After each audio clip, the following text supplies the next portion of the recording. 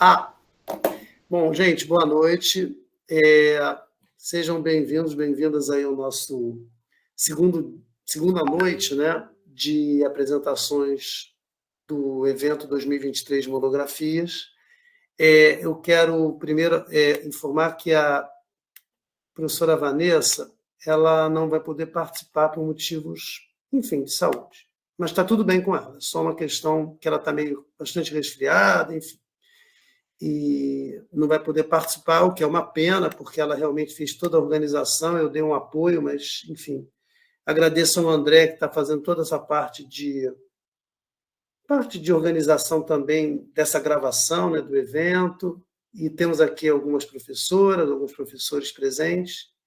E eu queria dizer também que esse evento é para vocês, para os alunos, tá? Então eu queria que vocês, se fosse possível, né,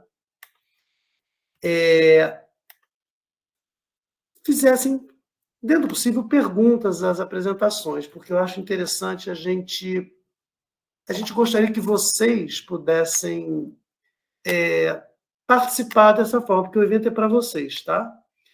Então, eu vou começar dizendo que são 15 minutos de apresentação. Eu só preciso encontrar aqui, que eu estou com dificuldade, eu vou pedir uma ajuda aqui para a Cristina e para a Marisol e para o Marcelo, a ordem das apresentações, porque eu teria que procurar aqui, mas eu queria até colocar aqui, mas se puder me mandar aqui por WhatsApp,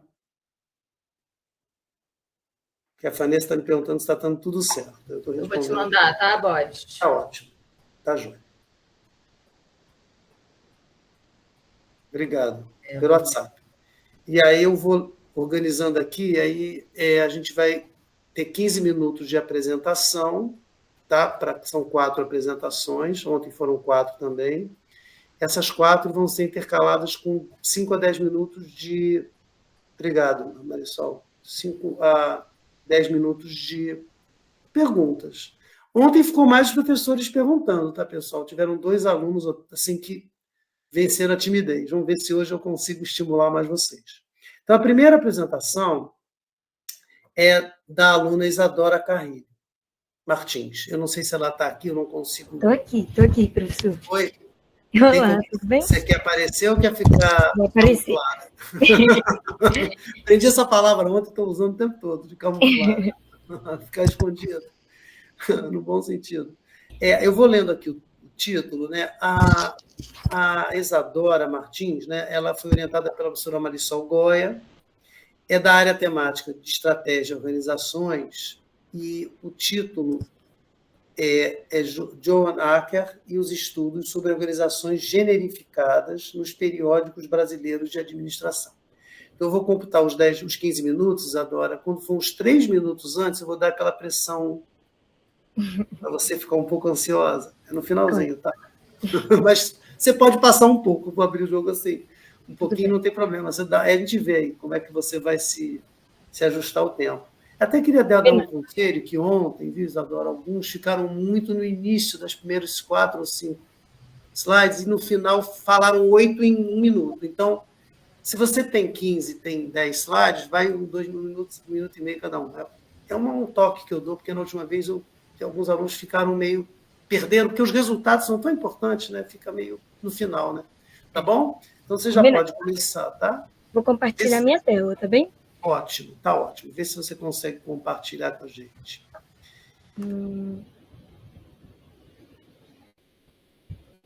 Essa parte tecnológica eu não posso ajudar muito, não, tá? Me avisem quando vocês estiverem vendo, tá bom? Olha, já estamos vendo. Ficou ótimo. Obrigada. Tá excelente. Muito bom. Então, eu vou deixar você falar os 15 minutos e te aviso 3 minutos antes. Boa sorte, tá? Obrigada. Eu não estou vendo vocês, então qualquer coisa, vocês me avisem, tá, pessoal? Pessoal, então eu vou começar. O tema da minha monografia é John Acker e os estudos sobre organizações generificadas nos periódicos brasileiros de administração. A aluna sou eu, Isadora Carrilho, e eu fui orientada pela professora Marisol Goya. Então, um pouquinho sobre a introdução da minha monografia, gente. Eu trouxe aqui um pouquinho sobre o cenário teórico mainstream. a gente vê, muitas vezes, para além até do teórico, a gente até conversando, ou quem já trabalha dentro de uma corporação, enxerga muitas vezes que as pessoas leem as organizações como se elas fossem algo neutro, como se as organizações elas fossem algo quase irracional, como quem compõe a organização são únicas e exclusivamente as pessoas lá dentro. Mas, na verdade, quando a gente vê que todas as mulheres elas sofrem as mesmas barreiras organizacionais, a gente entende que, independente de quem está dentro da organização construindo ela, a gente percebe que a própria estrutura das organizações ela tende a beneficiar o gênero masculino para além do nível micro, do nível do indivíduo. Então, o objetivo da minha monografia foi investigar os principais periódicos de administração do Brasil e como eles abordam a temática de gênero nas organizações, e à luz da teoria da John Acker sobre as organizações generificadas. O que são essas organizações generificadas? A John Acker, no artigo dela, Hierarchies, Jobs, Bodies, de 1990, ela vai teorizar sobre essas gender organizations, que são, a gente traduziu para organizações generificadas. Ela vai trazer, em cima disso, o tema de que, na verdade, a própria estrutura organizacional, ela tende para a estrutura, para o gênero masculino, ela tende a beneficiar esse gênero masculino porque ela é construída em cima dele. E ela propõe que essa estrutura ela deixa de ser neutra.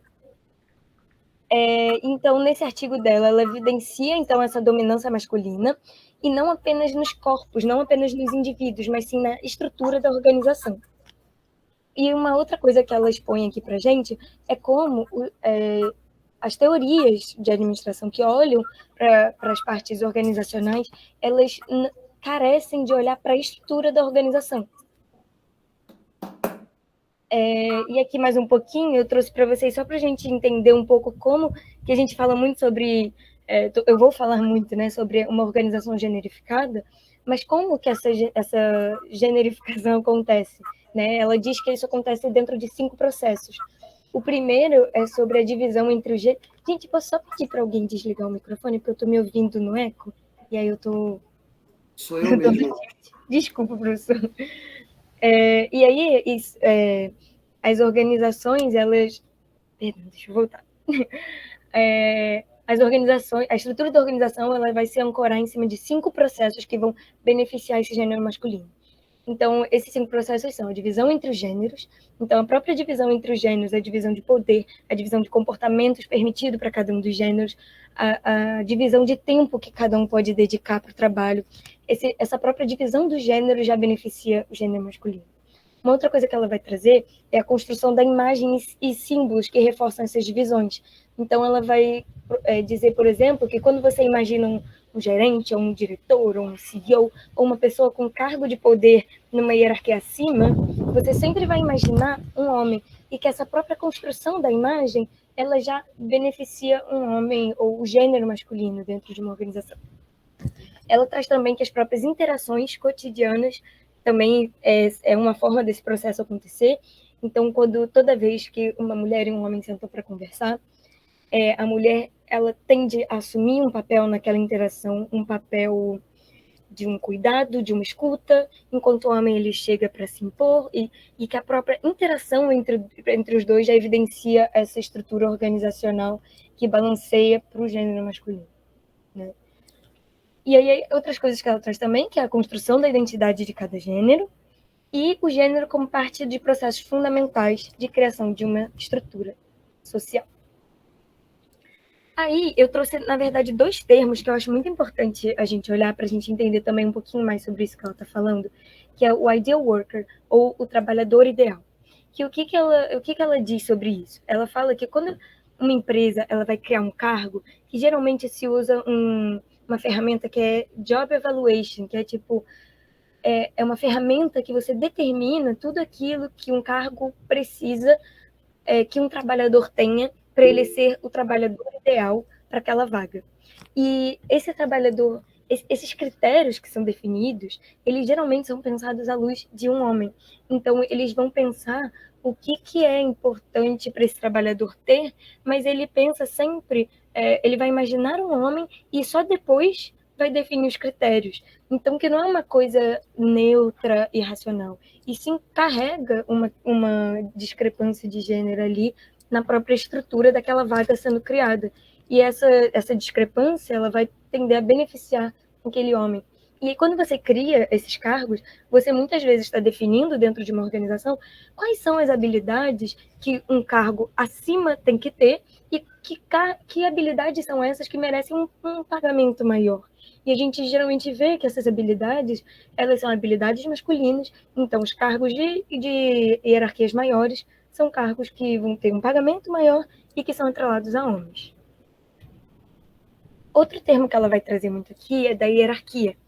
E como, por exemplo, para você crescer dentro de uma organização, você precisa se dedicar muito para o seu trabalho, você precisa viver aquele ambiente da empresa 100%. Mas a gente vive numa sociedade onde a mulher muitas vezes tem 2, 3 jornadas de trabalho. Então, quem é esse corpo que consegue ocupar um espaço de se dedicar 100% para um trabalho laboral dessa organização que a gente está olhando? Então, é mais ou menos esse o referencial teórico, essa é a base que eu queria apresentar para vocês, para eu falar um pouco mais agora sobre a minha pesquisa. Tá? Então, a minha pesquisa, essa é a metodologia. Eu entrei na base CAPES e eu olhei todos os artigos A de administração. Então, eu achei do Brasil, eu achei 13 artigos A2 e não achei nenhum A1.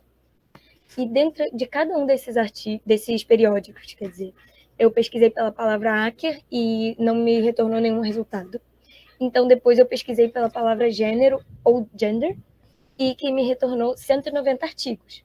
Depois a professora me ajudou muito nessa parte, a gente fez um filtro para entender desses 190 artigos, quais eram aqueles que traziam, na verdade, uma perspectiva da estrutura das organizações, e não simplesmente gênero fora de contexto. E a gente chegou a um número de 29 artigos, lendo esses resumos deles. E aí a gente dividiu aqui em 4 grupos diferentes, que se chamam diversidade, gênero como espectro, gênero como sinônimo de mulher e críticos. E aqui tem um xizinho que, na verdade, a gente excluiu 2 daquilo que a gente pensava ser um artigo, mas que, na verdade, eram muitas vezes um trabalho ou algo que não se enquadrava dentro da ideia de artigo. Tá bem?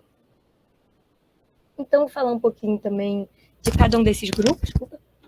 Então, quando a gente olhou para o grupo diversidade, a gente compilou 8 artigos, e todos esses artigos, eles traziam a ideia de diversidade, por mais que seja redundante, mas eles traziam, na verdade, a ideia de diversidade amparado dentro de um olhar estatístico de grupos minoritários. Então, são artigos que vão ter esse olhar mais estatístico mesmo, a forma de lidar com as informações do artigo são estatísticas, só que sempre buscando um desempenho, sempre buscando a maximização de algum resultado organizacional, seja lucro, seja às vezes felicidade no trabalho, mas sempre numa questão de aumentar, sempre querendo resultado mesmo, um aumento de resultado organizacional. O segundo grupo é gênero como espectro. E aqui, esse grupo, a gente englobou os artigos que eles deixam de ter um olhar bidimensional, assim, entre feminino e masculino, né? Então, eles vão olhar gênero como um espectro. Então, eles vão falar de feminilidades e masculinidades e como esses gêneros eles são construídos e como a gente consegue criar concepções de gênero. Então, eles vão olhar como essas identidades elas se formam dentro do ambiente de trabalho, mesclando o que seria feminilidade e masculinidade, mas para além do homem e mulher.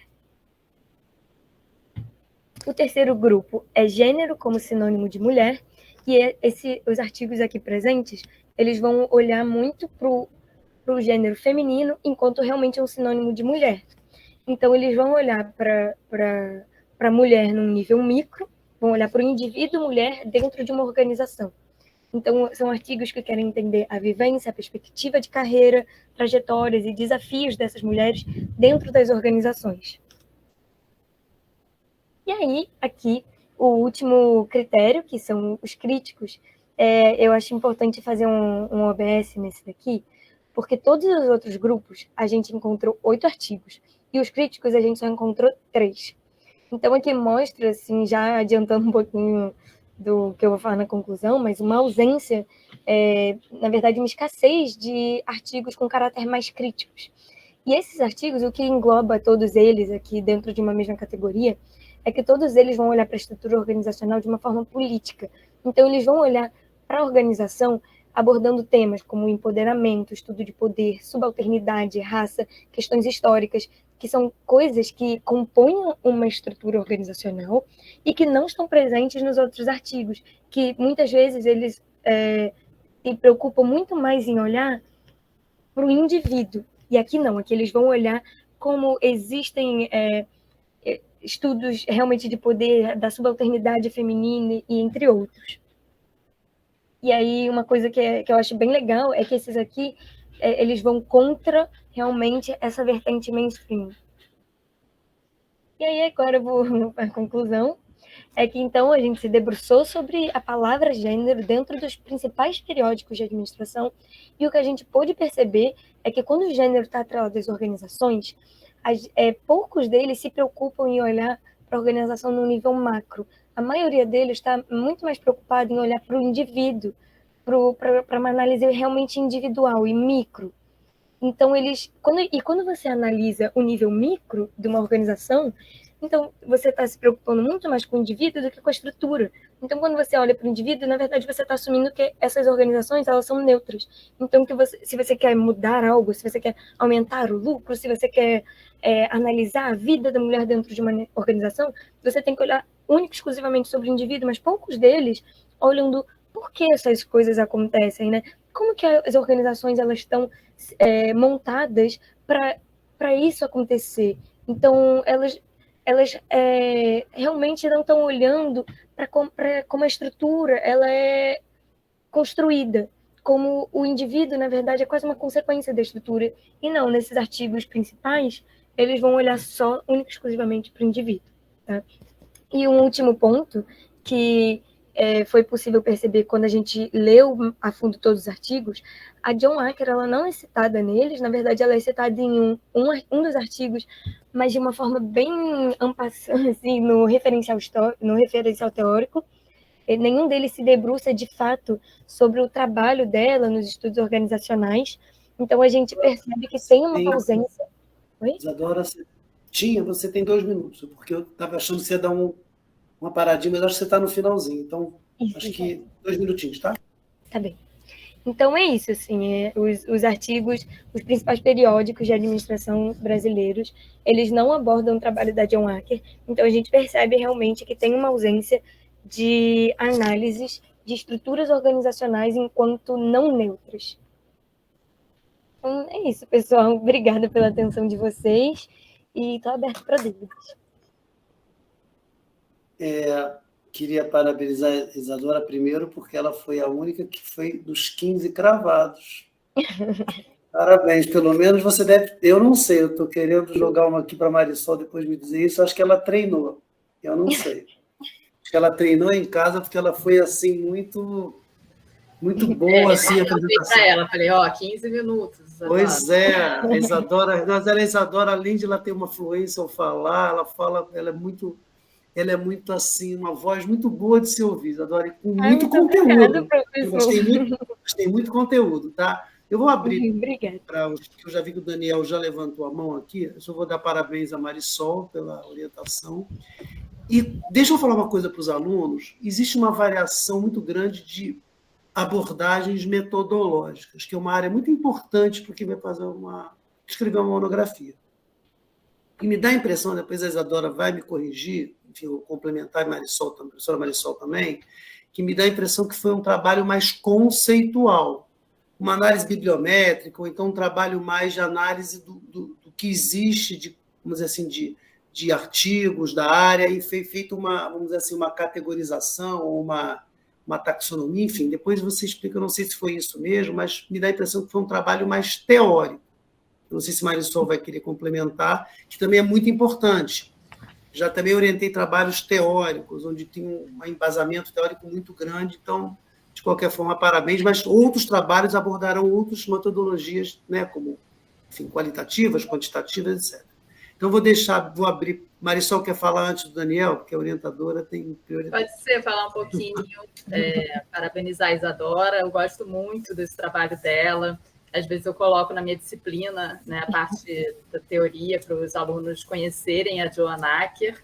A Isadora encarou realmente um trabalho teórico, o que nem sempre é comum, né, no campo da administração, mas desde as nossas primeiras conversas eu fiquei muito admirada com ela, porque ela falou que ela gostava de teoria, que ela gostava das ciências sociais, então ela encarou mesmo o desafio, fez leituras em inglês, se envolveu com aquela teoria mesmo.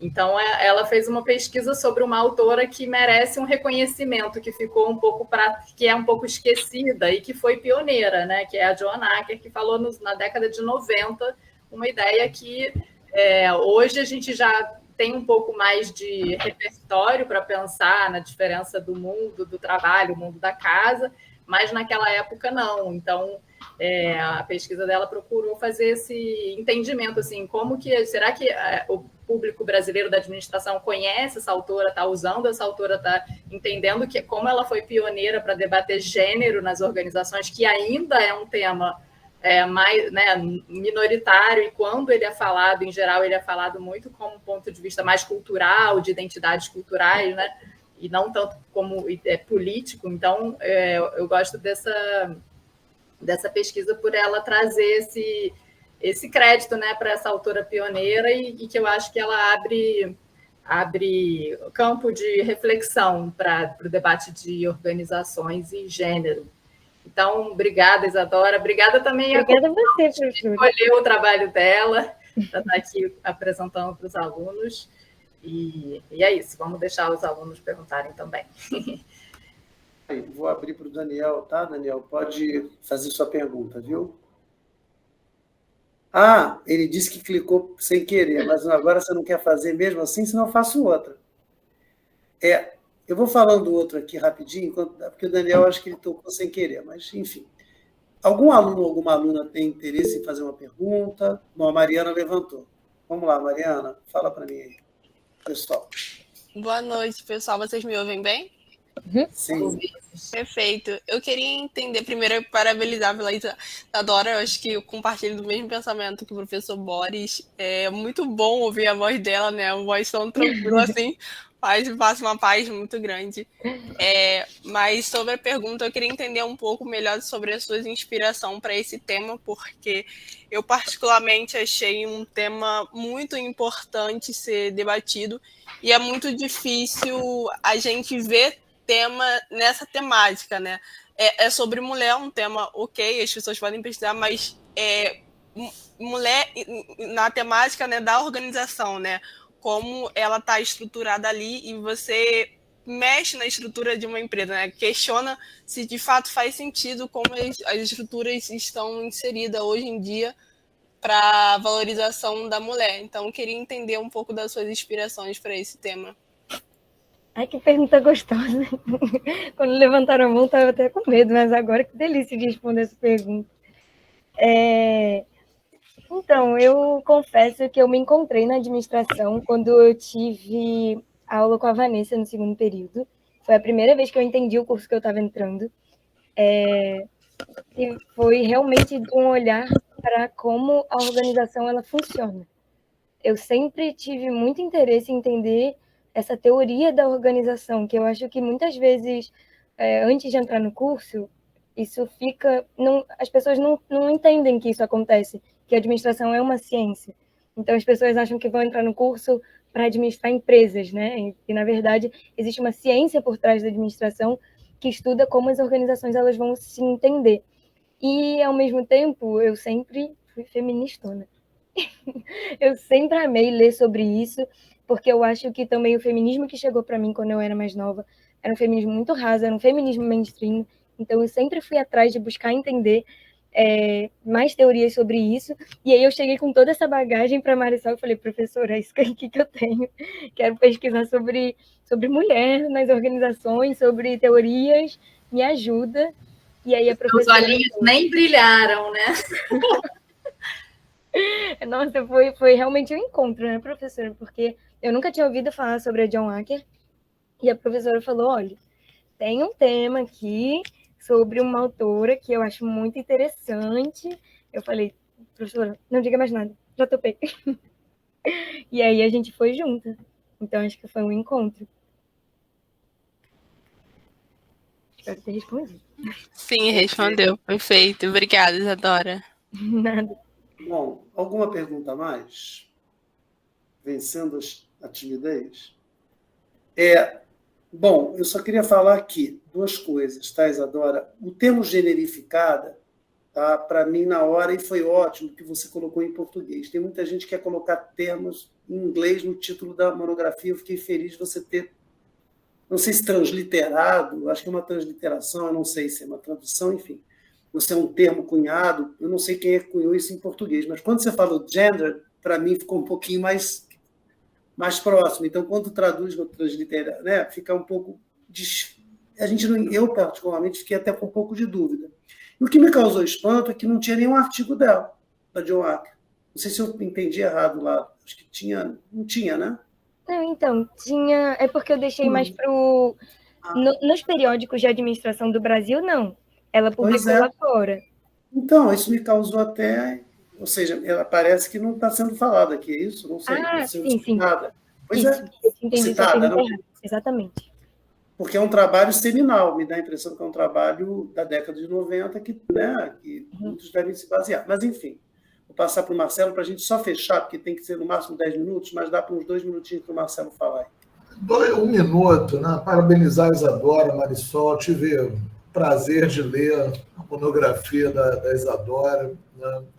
E acho que ela traz, Boris, nesse ponto que você está colocando, uma reflexão do tipo de apropriação que a gente traz das discussões que ocorrem no exterior, né? Porque a administração também é tido como um campo, né, que vive de apropriações estrangeiras, né? E aí, quando você tem uma autora como essa, a Jo Acker, né, que representa aí um feminismo, né, mais crítico, né, a gente tem aqui no Brasil um tipo de feminismo mais liberal apropriado na academia, porque o feminismo não é um campo unificado, né? Ele é um campo também em disputa, né? E o trabalho vem mostrar um pouco isso nesse sentido, né? Então, e de que a administração nem da Jo Acker tem se apropriado, né? Ela tem se apropriado de outras vertentes do feminismo, né? Tanto que isso a Isadora mostrou na apresentação dela mesmo, né? Era mais isso, né? Muito bom. Enfim, vamos passar para a segunda apresentação e agradecer a Isadora mais uma vez e parabéns a ela. E excelente apresentação. Não, excelente apresentação também, viu? Muito clara, muito organizada, incrível. Parabéns. Mesmo. Obrigada, gente. Segunda apresentação da noite, intitulada o consumo de produtos de beleza por homens. Nós saímos das mulheres, agora vamos entrar nos homens, pelo visto. Foi uma coincidência, não sei, mas vamos lá. O consumo de produtos de beleza por homens antes, durante e após a pandemia de Covid-19 foi elaborada, é uma obra do Matheus Ferreira do Amaral. Queria saber se o Matheus já apareceu para mim ali. Oi, tudo bem? Boa noite. Você ainda tá todo escuro, mas eu acho que você vai aparecer, vamos ver. E foi orientado pela professora Ana Paula. A professora Ana Paula não está presente porque ela está simultaneamente em outro evento, que ela já tinha se comprometido há muito tempo. Então, como a lei da física diz que a gente não pode estar em 2 lugares ao mesmo tempo, quer dizer, em breve pode ser que na física quântica a gente consiga, mas por enquanto ela ainda está lá, não é isso, Matheus? Mas o Matheus vai estar assegurado pelos professores aqui que estão dando apoio a ele se ele precisar. Então, foi a professora Ana Paula, é na área temática de marketing. Matheus, você vai ter 15 minutos, são 7 horas e 10 minutos. 3 minutos antes, às 7h22, eu te aviso. E aí você tem 3 minutos para concluir, tá bom? Boa noite. Se você consegue compartilhar aqui. Isso mesmo.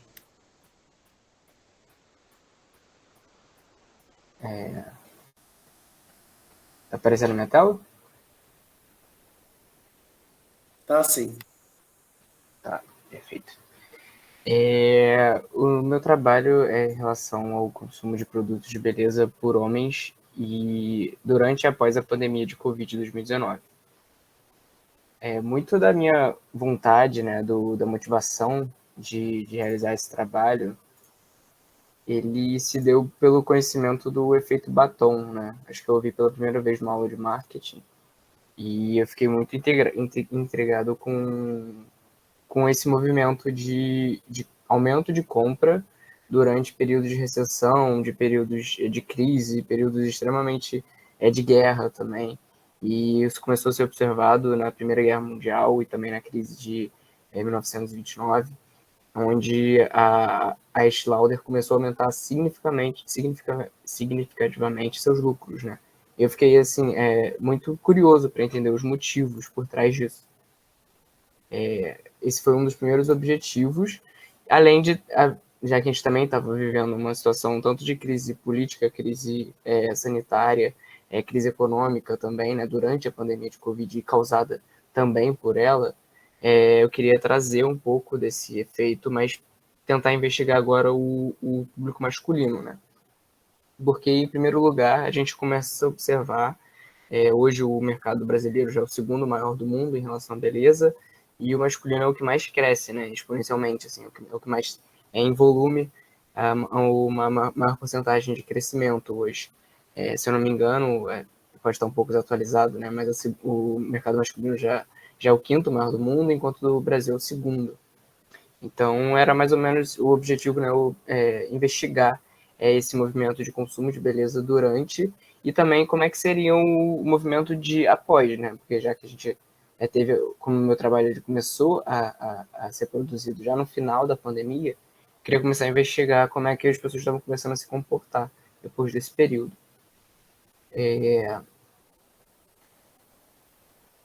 E para isso eu comecei a entrar um pouco no que é o consumo, né? Então a gente observa principalmente, né, o consumo hedonista, o moralista, o naturalista e o utilitário. Dentro desses todos, né, o moralista ele vem muito ali, não é nenhum consumo, né? É mais uma rejeição ao consumo. Né? O naturalista é algo que você compra pelas necessidades básicas ou que são impostas, né? Ali no nosso dia a dia. E o utilitário é mais alguma coisa relacionado a facilitar os nossos dias. Mas o hedonista, ele tem eu trouxe o hedonista para cá porque ele começa a se relacionar um pouco mais com esse movimento de compra, né? Porque se você pensa assim, 1929, você tem crises e você está envolto em tanta coisa acontecendo, e o que mais cresce hoje, o que mais crescia na época, era o batom, né? Então é muito mais sobre você consumir algo além da necessidade, ou rejeitar consumir algo porque você está somente pensando nisso, né? Então o hedonista ele vem com essa capacidade de experiência social, de compartilhar os seus interesses, um status também, né? Então, assim, você está comprando produtos que acabam sendo um pouco mais de luxo, porque são marcas mais caras, e como você começa a se comportar. Mas também, né, observando durante a pesquisa, eu comecei a observar também que muito se dava por esse consumo, que o efeito batom ele acontecia única e exclusivamente para a reprodução, né? Que as mulheres consumiam bastante batom porque estavam em estado de crise e elas sentiam a necessidade de atrair os homens. Mas quando você olha ao longo do tempo, isso não vai se confirmando, né? Hoje em dia, por exemplo, o mercado masculino ele vai crescendo e durante o movimento de crise, ou o mercado feminino também vai crescendo durante os períodos de crise, mas não só com batom, mas também com outros itens que não são necessariamente para o outro, mas muitas vezes para você. E é isso que eu queria observar. Por isso, até esse para você e tentar relacionar essa medida, o que você acaba consumindo para o outro, acaba consumindo para você, eu fiz dividi o meu trabalho em dois momentos, né? Um quantitativo com questionário que eu observo exatamente como é que foi o consumo antes da pandemia, né, como você observava o seu consumo antes da pandemia, durante e depois, e também consumos de itens, né, específicos, como você utiliza itens de beleza durante o seu dia. Por isso que eu fiz esse movimento do questionário, e também as análises dos dados, né, através de variância e tudo mais, que eu vou entrar um pouquinho mais no detalhe. E também coloquei o qualitativo de entrevistas. Eu acho que era super importante ouvir as pessoas que diziam que tinham aumentado o seu consumo, seja em um item ou outro, o motivo disso. Eu também coloquei 2 pessoas que diziam que tiveram uma redução no seu consumo, né? Acho que era importante ouvir e entender os homens desse movimento para também ter um pouco mais de base. Como conclusão, estou entrando já na conclusão, mas eu vou abrir ela em diversos espaços. Acho que não foi aqui, peraí. Foi agora. A gente observou, né, um aumento cadenciado no consumo, assim, e não teve uma explosão de um item específico, não teve uma explosão de diversos itens, e talvez, fazendo aqui uma análise, eu escolhi alguns itens que eu como pessoa, assim, como pessoa que consome muitos itens de beleza, observei esse crescimento em mim ou nas pessoas ao meu redor. Então sempre foi uma observação nesse movimento para depois passar para o questionário. Então talvez seja por isso, pela escolha dos itens, a gente observou só alguns itens específicos aumentando significativamente. No primeiro momento do questionário, eu pergunto com que frequência você comprou produtos de beleza. A gente tem o antes, durante e o atualmente, né, como você compra produtos de beleza, né? Então a gente observa aqui, né, que o mensalmente ele vai ganhando força ao longo desse período, o diariamente também, e o semanalmente ele vai perdendo mais força, enfim, o anualmente também vai perdendo força. É muito equilibrado em relação a esses movimentos. A gente consegue observar que realmente o consumo mensal, ele cresce, e quando eu questiono isso nas entrevistas, né, acontece muito das pessoas falarem que é único exclusivamente por questão financeira, então não tem muito a ver ali com os movimentos que eu estava tentando observar.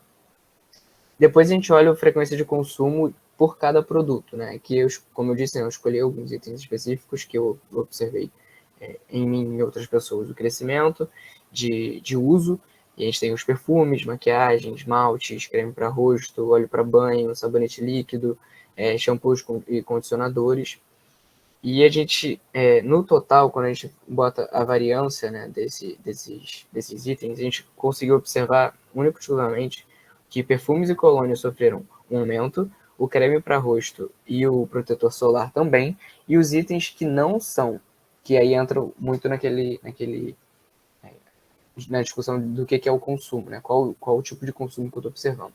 Itens que não são hedonistas ou que não tentam trazer uma melhoria ou uma beleza para o seu dia, tanto para você quanto para o outro, eles mantêm a sua variância, eles mantêm o seu consumo, eles não sofrem alterações bruscas.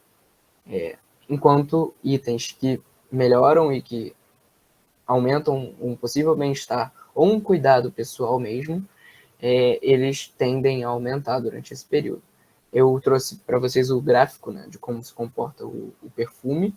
Quando você está sozinho, enclausurado, sem contato com as pessoas, como foi a Covid, o seu consumo diminui, né? O seu uso de perfume diminui. Enquanto quando você começa a sair novamente, quando você observa a vida normal voltando à sua rotina, as pessoas começam a consumir mais esse produto, porque tem muito a ver com o outro, né? E aí volta também naquilo do efeito batom, que às vezes as pessoas consumiam, sim, além do bem-estar, que era realmente para status, para elaboração do social, para convivência, tudo mais, para se sentir bem nesses momentos, não só consigo. Nas entrevistas, a gente também observou alguns pontos que eu trouxe que eu achei muito pertinentes, né? Que principalmente observar o movimento de autocuidado dos homens. Acho que tá demorando um pouquinho para ir, peraí.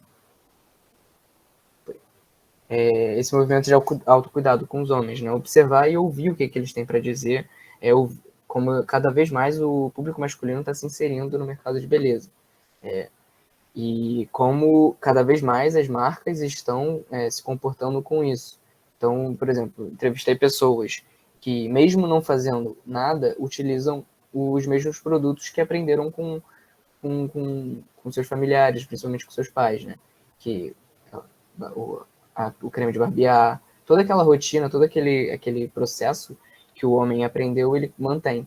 Em contrapartida, eu conversei com pessoas que aumentaram exponencialmente seu uso, desde convivência a quando namoraram pessoas que tinham uma relação mais perto disso, sejam, no caso, né, influência da mulher nesse papel, ou influência do namorado que era médico, dermatologista. Então, assim, foram influências, todo mundo apresenta autocuidados a partir da influência. Por isso que é muito importante os líderes de opinião. Então, as marcas, elas acabam se comportando como sendo fiéis, os homens, né, eles acabam sendo fiéis mais às marcas a partir do que eles ouvem das outras pessoas. Isso foi um movimento muito interessante de ouvir das entrevistas. Matheus, Oi, desculpa. Minutos, tá? 3 Tá. minutos. Tá bem. E também como o homem ele prefere a simplicidade e os produtos mágicos, ou seja, que resolvam sempre a sua vida. Então, cada vez mais você observa no mercado masculino 3 em 1, 2 em 1, produtos cada vez mais fáceis de utilizar, hidratante com protetor solar, perfumes que duram mais tempo, porque você não precisa estar sempre colocando. Então, é esse movimento do mercado masculino que é muito interessante de observar. E, por fim, eu coloquei algumas oportunidades que eu observei no meu trabalho, que é a análise de renda através desse comportamento de produtos de beleza no mercado masculino, o comportamento de alguns produtos específicos nesse tempo de crise, talvez entrar um pouco mais no detalhe aí dos perfumes e colônias, do protetor solar, e também talvez de algum outro item que eu não tenha conseguido entrar muito adentro, e também o que esperar do mercado de beleza masculina daqui para frente, que já é o 5º maior do mundo, né? Então, acho que esse movimento das empresas e de como elas estão se comportando com essa análise, o que elas estão fazendo, isso me interessa muito, até porque eu trabalho com isso. E é isso, acho que finalizei aqui. Terminou? Terminei. Você tem 1 minuto e meio. Tá bom. Eu estou com uma curiosidade, eu não sei se vocês vão compartilhar, Matheus, com o que eu percebi aqui. Eu não sei se você colocou slides que não andavam ou se você ficou com esse slide só. É uma dúvida que eu fiquei. Eu não sei se não andava para frente ou se você falava que ficou só com 2 slides ou 3. É isso mesmo? Então, acho que não era isso não, mas acabou... Eu ia falar, mas eu não quis interromper, mas eu achava que você falava e não vi nada. Você apresentou e não vi nada. Eu não sei se... então foi um erro aqui da apresentação. Erro, porque eu posso mandar para assim... vocês depois. Não, eu queria só que você... Vou te dar 3 minutinhos que você tem. Eu queria que você passasse todos esses slides, que eu fiquei curioso, porque eu não conseguia. É uma pena. Eu quase te interrompi, mas eu falei, será que... Eu tinha a preocupação de te deixar uma saia justa, de você falar, eu só tenho esses 3 mesmo. Eu falei, não é possível. Ele falava, apareceram conclusões, entrevistas e mais uns 2 no início. Não sei se todo mundo viu assim. Eu também queria que alguém me corrigisse. Se vocês esse é o viram primeiro. Todo. Então, eu vi esse aí. Isso. Pode ser que seja... Nossa, eu não sei, vocês conseguiram ver isso? Podem alguém falar aí, pessoal? Não vê. Ninguém viu sua apresentação. Não apareceu. Essa apareceu, vai para o próximo. Não, esse apareceu sim. Eu estranhei também. Ele falou sobre gráfico e não tinha nada na tela. O próximo também não, os gráficos também não, nada apareceu. Esse eu não vi, não. Esse não. Eu ia te interromper, eu percebi que ele estava falando, todo mundo ficou meio que voando, porque acontece. Eu não sei se você estava com uma apresentação numa forma que talvez, que pena, eu fiquei muito chateado. Bom, mas se puder ampliar esses 2 gráficos, porque ele comentou tudo isso e a gente não conseguiu ver. Se puder só ampliar para a gente visualizar agora. Pelo menos que foi um trabalho... Olha só, eu já vou elogiando desde porque eu percebi que ele ficou até chateado, Matheus.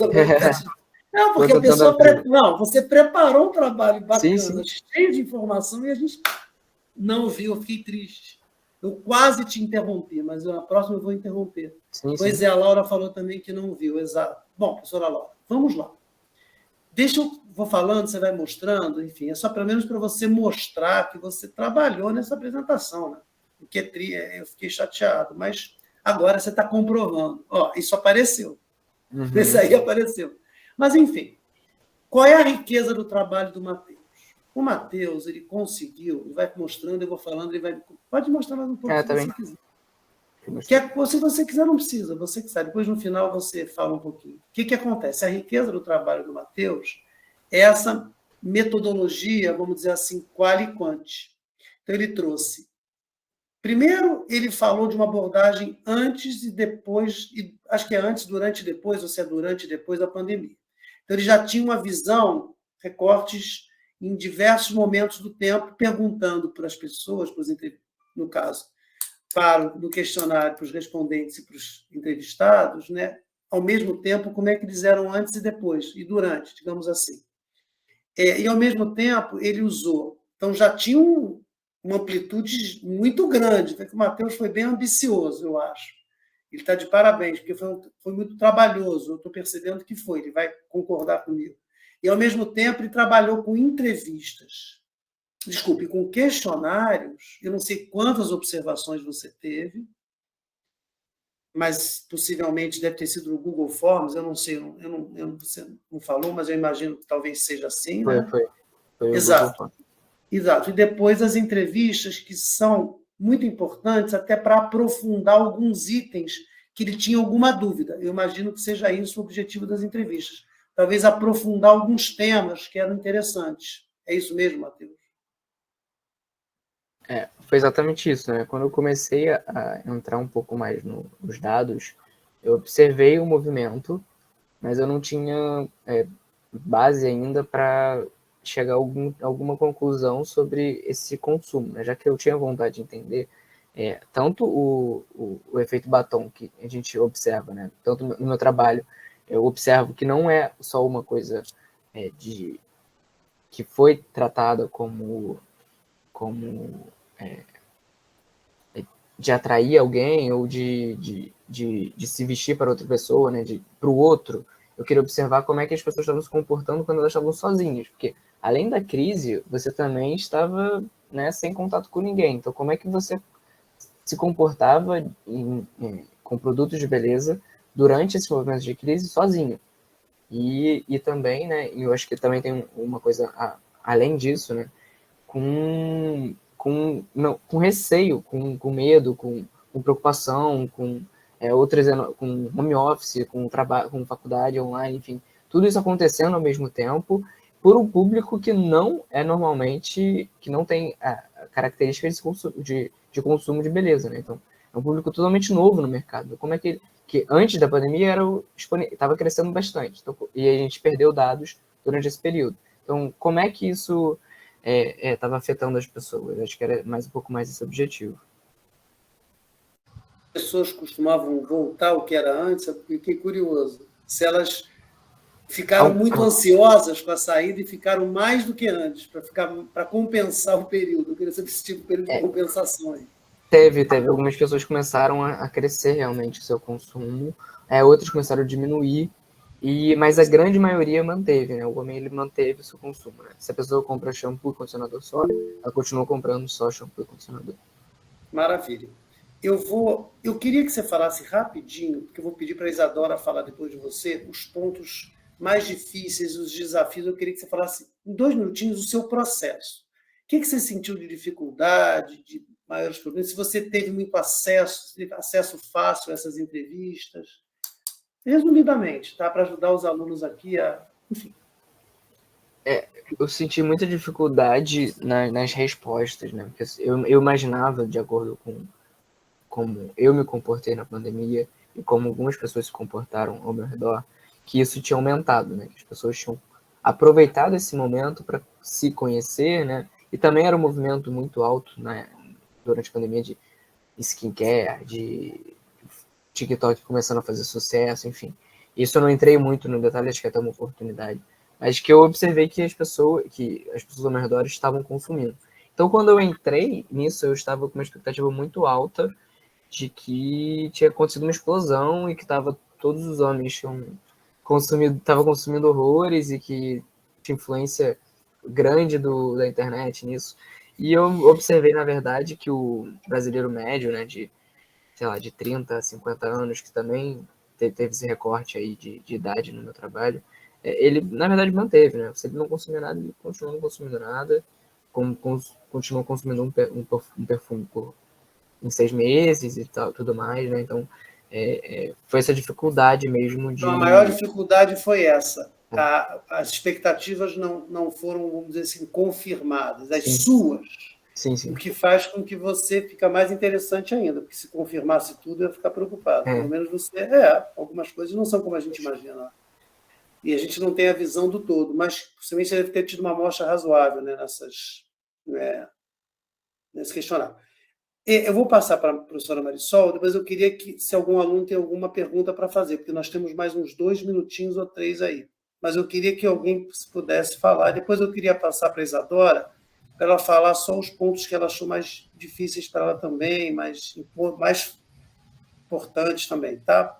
Pode falar, professora Marisol. Não, era só uma pergunta também sobre essas expectativas antes da pesquisa, com essa coisa dos homens, talvez, se cuidarem para si mesmos, e se isso apareceu nas entrevistas ou não, né? Porque eu me lembro de uma pesquisa sobre hábitos de malhação, né, de academias e tal, uma pesquisa de um antropólogo que estudava os marombeiros, e aí ele observava que as mulheres, de alguma forma, falavam que elas malhavam um pouco para agradar os homens, e os homens malhavam para agradar os homens também. Então, ficava essa ideia de que o ponto de vista masculino era o fundamental ali, era a referência dos gostos, né? Eu não sei se, nas suas entrevistas, como é que essa questão aí apareceu, mais como um autocuidado ou como algo para o outro.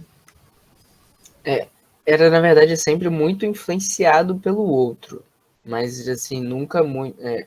o homem, pelo menos, ele não passava a sensação de que ele estava fazendo isso para o outro, mas que ele sempre sofria muita influência, né? Por exemplo, um caso durante as entrevistas que a pessoa se vestia super bem, mas ela não tinha nenhum cuidado pessoal, que ela tinha um cuidado muito simples.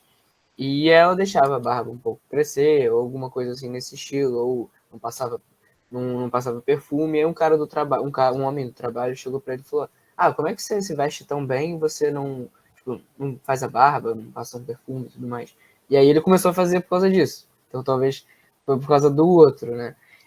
Ou também teve um caso de, como eu citei, né, também na situação de trabalho, que a pessoa fazia as coisas, né? Ele fazia unha, utilizava produtos de beleza e tudo mais, e as pessoas do trabalho meio que tiravam sarro dele. E aí quando ele começou a sair com algumas pessoas do trabalho, os homens começaram a observar que ele se dava melhor com as mulheres por causa disso, né? As meninas ficaram mais interessadas nele.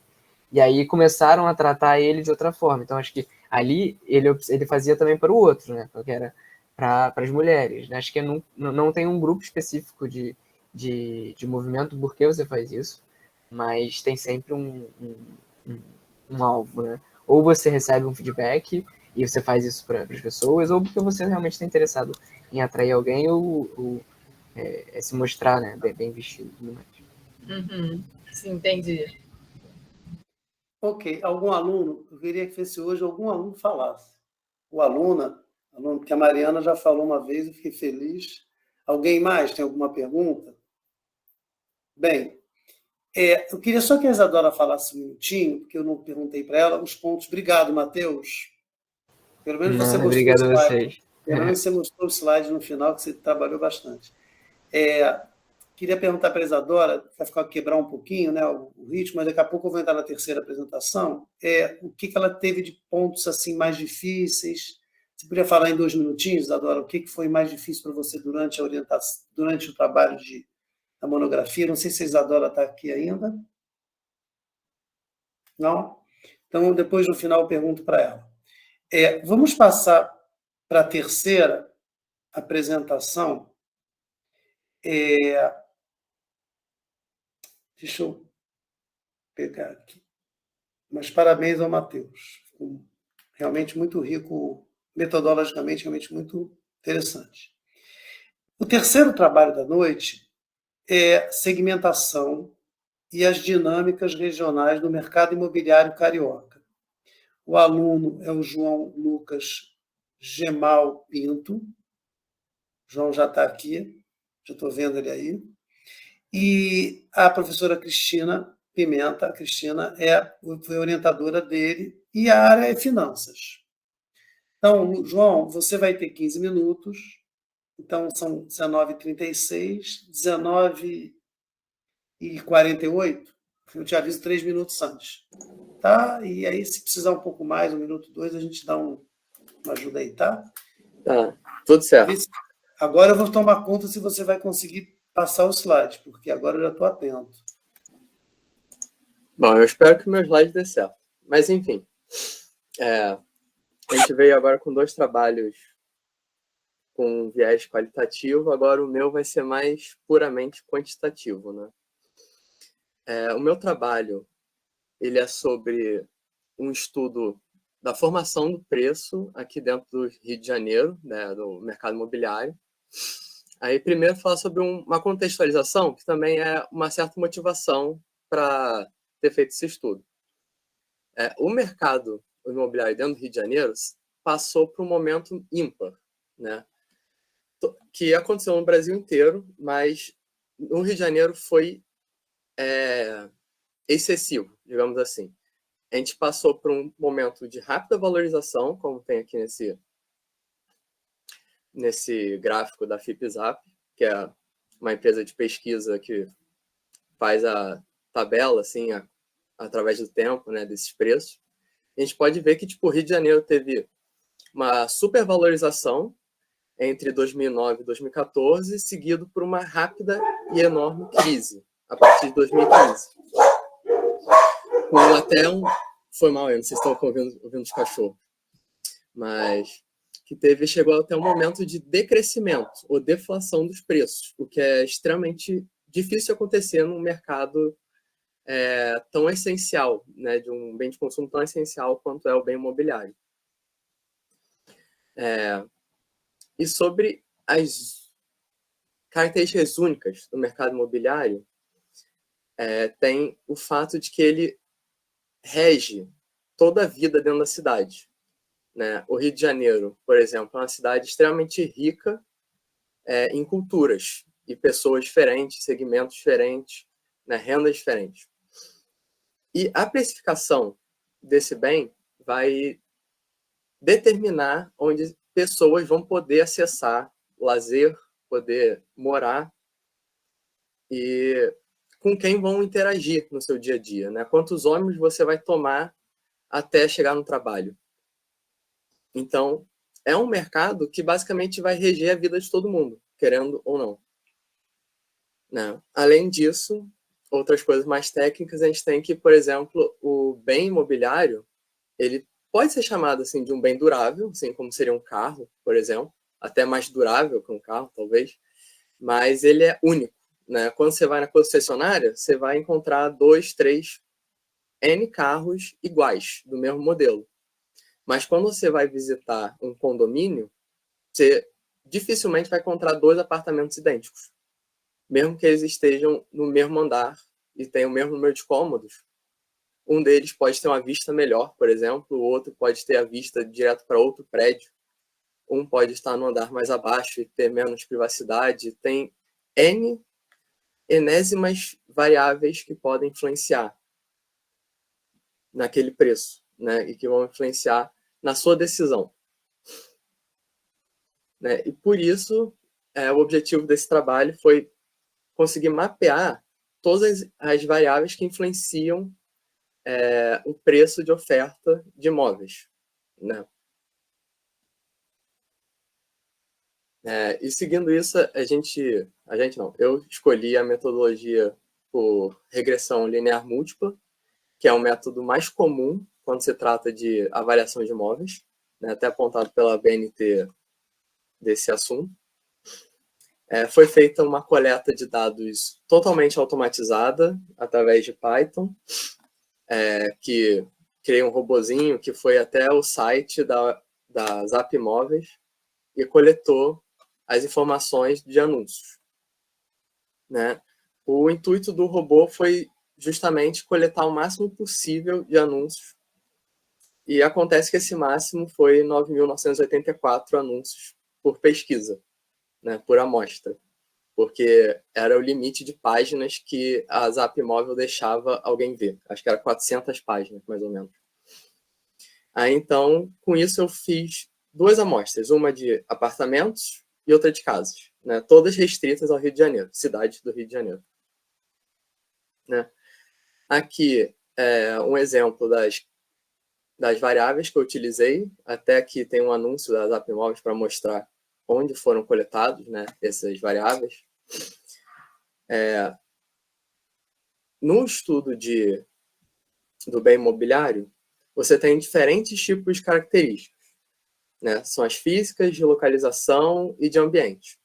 As de ambiente, infelizmente, não puderam ser utilizadas, porque são normalmente relacionadas a, por exemplo, quantas árvores tem na rua, a poluição, e isso simplesmente não consta na maioria dos anúncios, né? Não tem uma maneira fácil de encontrar.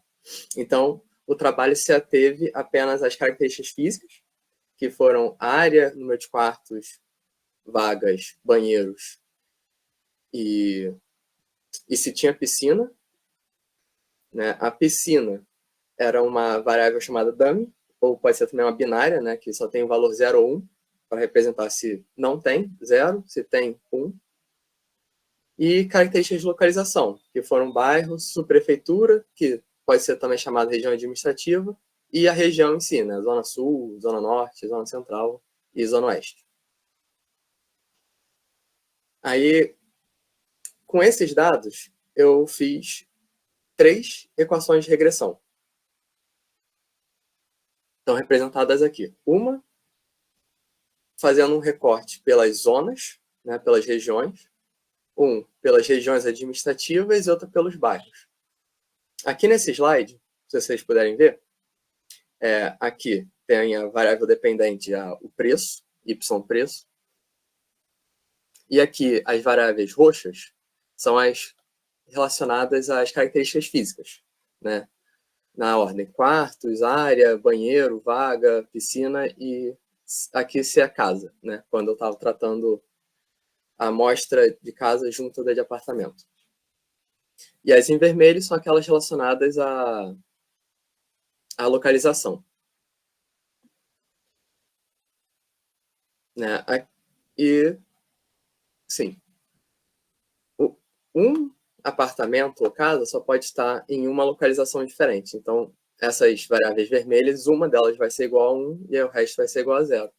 E no final aqui é o que a gente chama de resíduo, ou quando a regressão erra, né? Seria, ele estimou tudo isso aqui, né, de roxo a vermelho, e o resíduo é a diferença entre o preço real e o preço que ele previu. Aqui eu trago algumas das estatísticas descritivas, né, uns pontos interessantes sobre o trabalho. Aqui, na direita, tem os bairros mais representados pela amostra de apartamentos, né? O mais representado foi Copacabana, seguido de Barra da Tijuca. E do lado a gente tem sobre as diferentes variáveis, né? Eu não incluí aqui as de bairro ou região administrativa para não deixar muito grande a tabela, mas a gente pode observar que 44% da amostra se localizava na Zona Sul, 28% na Zona Norte, 2% na Zona Central, só que eu lembro de cabeça, acho que tinham 250 observações no centro, e 27% na Zona Oeste. O maior preço dentro da amostra era de 28 milhões e o menor de 75 mil. Então, a gente pode ver que tinha de vários segmentos, mesmo hoje, maior preço tendo um peso maior, né? Por causa do preço maior.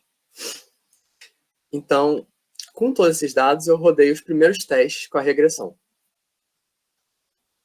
Aqui na primeira tabela, eu tenho os testes que eu fiz separados com a amostra de apartamentos, com uma amostra com todas as observações, né, casas e apartamentos, e outra só de casas.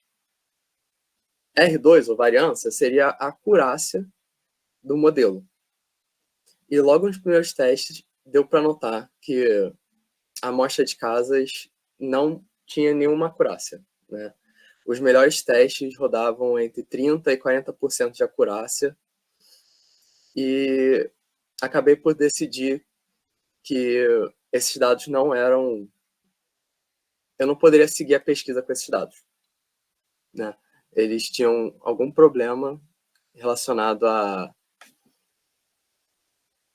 má formulação dos anúncios, confusão entre conceito de área, como que se chama? Área total e área construída, e acabava fazendo uma confusão no modelo. Então, depois dos meus testes, eu optei por cortar a amostra de casas. Na tabela 2, a gente pode ver os outros testes feitos agora só com a amostra de apartamentos, fazendo recorte por região, região administrativa e bairro. Como era de se esperar, o modelo com mais variáveis, né, e com maior granularidade sobre a localização tinha maior acurácia, né? O modelo de bairros, sem nenhuma transformação ainda, alcançou quase 70% de acurácia. Né? Depois desses primeiros testes com a regressão, eu fiz os testes de hipóteses, né? Porque a regressão, para ela funcionar, ela tem que obedecer a 3 testes de hipótese: homocedastidade, não multicolinearidade, palavras muito difíceis, não multicolinearidade e normalidade dos dados, né? Primeiro, homocedastidade é basicamente o resíduo tem que ser constante, né? Ele não pode seguir uma tendência, né? Porque isso pode apontar que aumentar ou diminuir a variável dependente, né, o preço, vai influenciar no resíduo da amostra. Né? Aqui, no primeiro teste de homocedastidade, dava para ver que tinha, sim, uma tendência, né? Os resíduos seguiam uma certa tendência, né? Com preços menores, o resíduo era menor, e conforme aumentava, os resíduos aumentavam também, aumentava o preço, os resíduos aumentavam também. 3 minutos, Matheus. E, beleza, vou ter que correr. Então, isso apontou que era necessário... Não correr muito não, eu vou te dar uns 4, 5. Vai com calma. Obrigado. Então, foi feita uma transformação logarítmica dos dados, né? Basicamente, em vez de calcular o preço em si, calcula-se o logaritmo natural do preço. Né? É um conceito meio difícil para a gente de administração, mas é basicamente número natural de Euler, né, elevado a y. Quer dizer, elevado ao coeficiente é igual a y, né, que nem está aqui nessa equação aqui no meio. Depois dessa transformação, pode-se observar que os erros, graças a Deus, ficaram constantes. E também vai dar para ver depois, aumentou a acurácia do modelo. Né? O outro teste de hipótese que eu vou mostrar para vocês é o de colinearidade, que é basicamente as diferentes variáveis que eu mostrei para vocês, elas não podem se variar entre si, digamos assim, uma influenciar a outra. O que é um desafio, porque quando a gente está tratando de imóveis, isso é meio que esperado, porque, por exemplo, um apartamento com maior área tende a ter mais quartos. Né? Um apartamento com maior área tende a ter mais banheiros. Né? Isso é natural, né, do mercado. Então, quando eu fiz aqui o gráfico de Pearson para observar a colinearidade das variáveis, né, dá para observar que a área e o número de quartos tinham uma variância de 70%. Né? Aí se optou por manter no modelo porque, ao mesmo tempo, a BNT aponta para um limite de 80% e porque é uma variável que meio que se espera que tenha nesse tipo de trabalho, né? Então, seguindo. Um detalhe que eu esqueci de mencionar é que o Rio de Janeiro tem 153 bairros, né? Então, a nossa equação de regressão, com todos os bairros, tinha mais de 160 variáveis, né? Então, para construir um modelo final, eu optei por fazer uma seleção de variáveis para conseguir fazer uma equação mais ou menos compreensível e mais reduzida, né?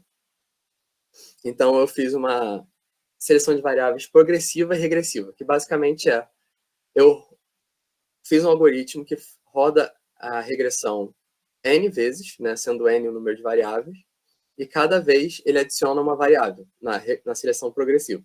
Na seleção regressiva, ele faz isso, só que ao contrário. Ele começa com as 160 variáveis e vai diminuindo cada vez, para reduzir o modelo apenas aquelas que são mais significativas, né? As que fazem mais diferença para a previsão do resultado final.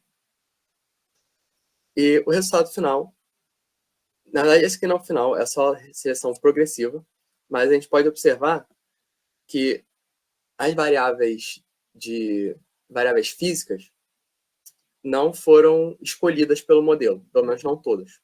As únicas que foram mantidas foram área e quartos, né, que eu deixei aqui em vermelho. Todas as outras são variáveis de localização, são os bairros, né? Ipanema, Leblon. Aqui eu cometi um erro. Banheiros também eu esqueci de deixar em vermelho.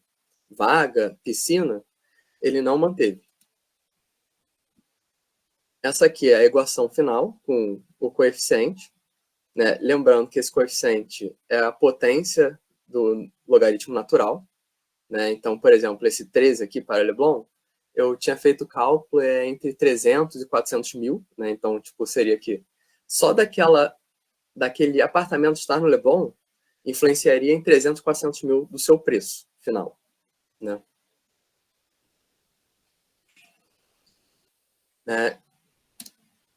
E assim, observando também as variáveis, a gente pode ver... Você só tem 1 minuto agora. Tá? Tudo bem, 1 minuto é o suficiente. Das variáveis, as mais influentes no preço são justamente localização, o que leva à conclusão, né?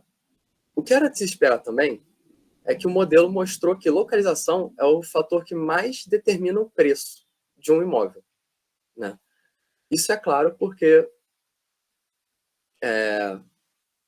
bairros valorizados são valorizados por... Não é a palavra certa, mas enfim. São valorizados porque são da preferência de clientes mais abastados e por isso acabam se tornando mais valorizados, né? E também se demonstrou que a maioria dos bairros mais valorizados estão na Zona Sul, com algumas exceções, na Barra da Tijuca, Recreio e a própria Tijuca também, né? E é basicamente esse o trabalho. Posso falar dos desafios agora? Das dificuldades ou primeiras perguntas? Como é que é? Você quer fazer desafios, é isso? Não. Falar sobre as dificuldades. Com certeza, isso. Eu ia te fazer essa pergunta agora, exatamente. Sim. Foi muito difícil fazer um trabalho sobre regressão, tendo a bagagem que a gente tem em administração, né? Tipo, se a gente fosse comparar com, por exemplo, economia, onde eles têm uns 3, 4 cadeiras só relacionadas à econometria, né, que é basicamente regressão e esses tipos de modelos, enquanto a gente tem, tipo, né? Então, eu tive que me basear muito nos artigos, né? Eu tive que absorver muito dos artigos, né?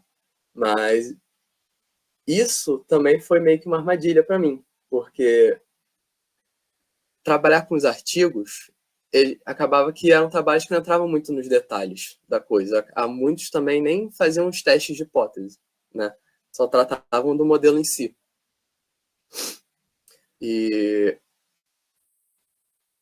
Então, por exemplo, quando chegou a parte da acurácia, né, e eu percebi que o modelo não tinha uma acurácia muito boa, lá em 70%, eu sabia que eu tinha que fazer uma transformação, né? Isso era meio que óbvio para mim, mas que tipo de transformação eu ia fazer, né? Eu não sabia, porque a maioria dos artigos não mencionava. Ou até como justificar isso, porque eu não vou só escrever no artigo, agora eu transformo tudo em log, e por isso, né? Isso eu simplesmente não posso fazer, né? Isso não acontece. Então foi só descobrindo trabalhos, procurando em teses, né, trabalhos mais extensos, que eu consegui uma bagagem melhor, né? Então você gosta de desafios. Basicamente. Eu vou passar para a professora Cristina, João, para a gente ter um tempo, porque a gente tem 35 minutos, ainda tem mais um trabalho. Mas vai dar. Eu queria me organizar, mas achei importante que o maior desafio foi o seu desafio. Então, você se desafiou. Cristina, quer falar um pouquinho? Depois eu vou abrir para os alunos, para ver se eles têm alguma pergunta para fazer. Então, parabéns ao João, né?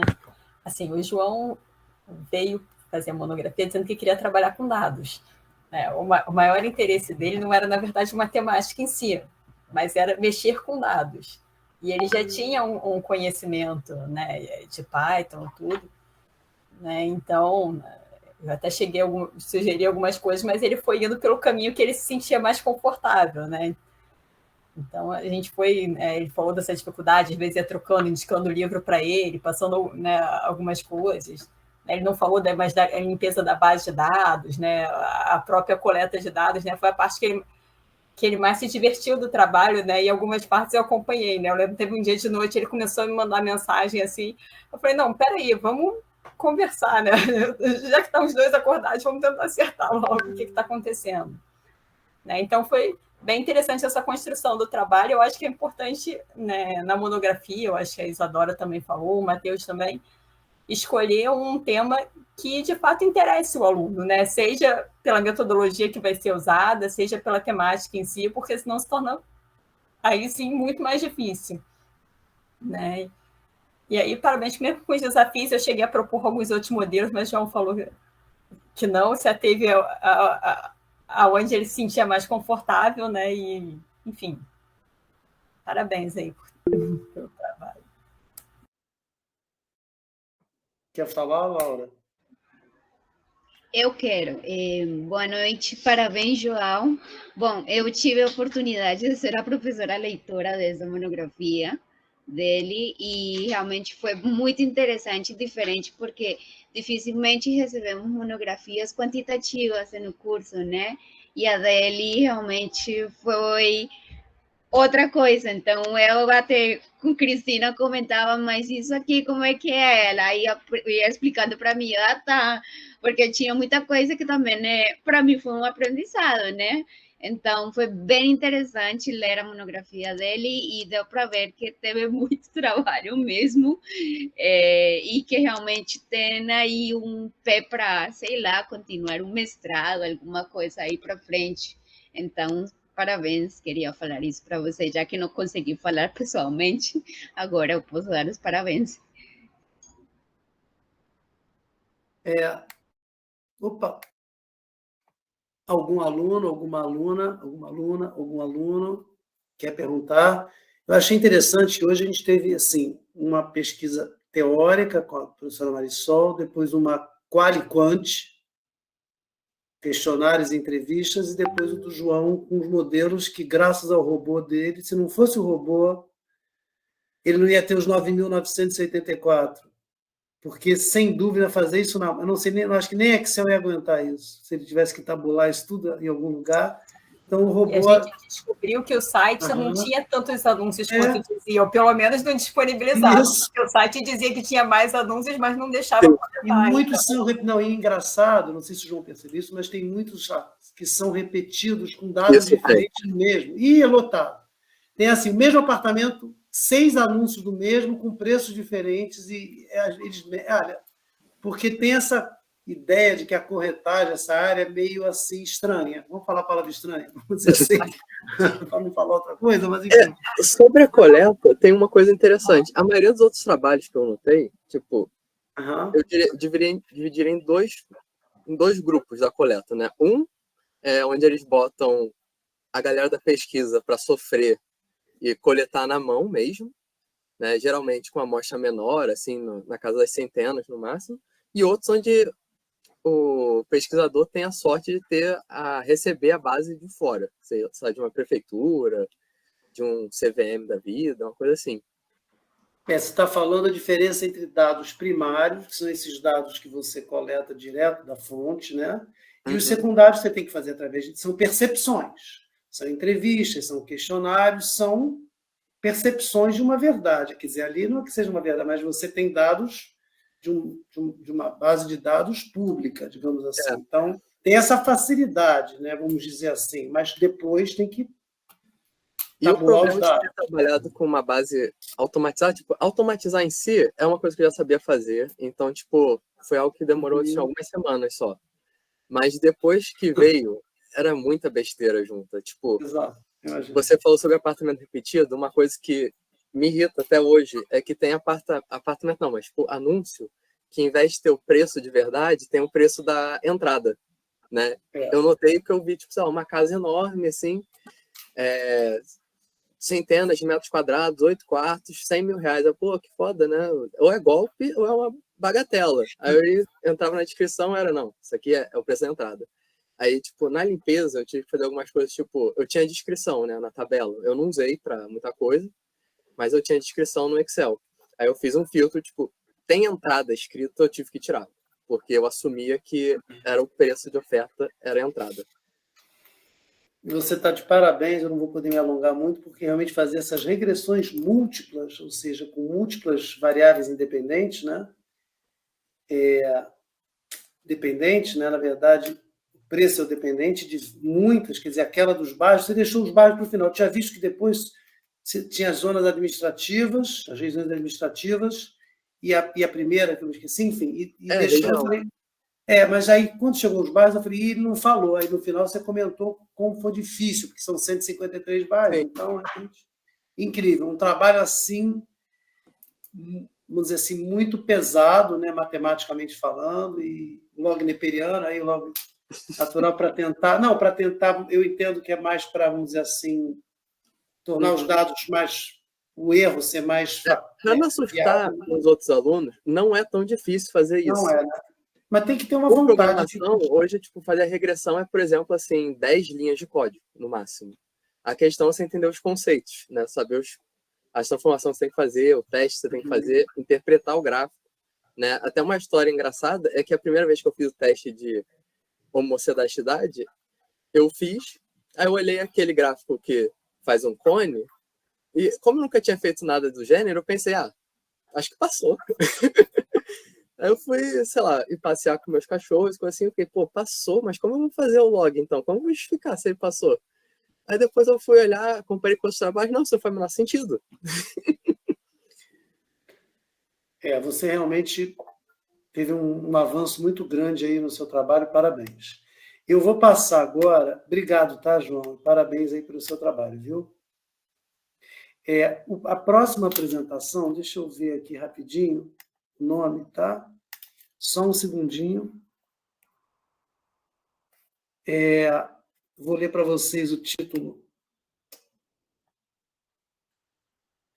O último trabalho da noite é um estudo sobre a influência das variáveis sociodemográficas no endividamento por cartão de crédito na sociedade brasileira.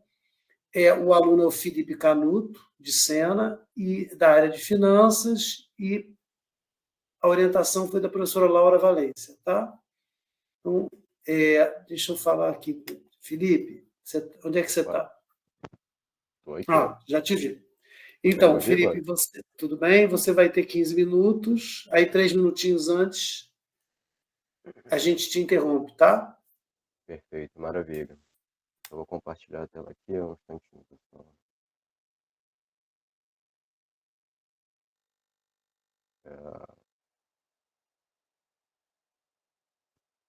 Estão conseguindo ver minha tela?